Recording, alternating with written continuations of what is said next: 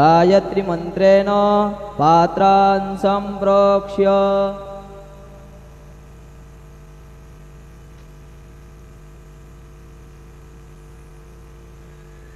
धेनुमुद्रयाम् अमृतीकृत्य ग्रासमुद्रयां प्रादर्शेत सत्यन्तवरतेन परिहिञ्जामि नैवेद्यं निवेदयामि। ॐ प्राणाय स्वाहा ॐ अपानाय स्वाहा ॐ व्यानाय स्वाहा ॐ उदानाय स्वाहा ॐ समानाय स्वाहा ॐ ब्रह्मणे नमः। नैवेद्यमध्ये पानीयं समर्पयामि पुनर्नैवेद्यं निवेदयामि।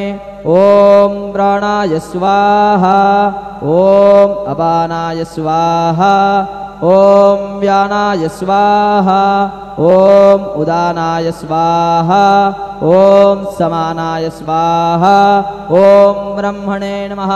नैवेद्यं निवेदयामि हस्तप्रक्षालनं समर्पयामि मुखप्रक्षालनं समर्पयामि। शेषोपचारार्थे प्रार्थनापूर्वकं नमस्कारं करोमि तथा च मंगल आरार्तिक्य दीपं दर्शयामि।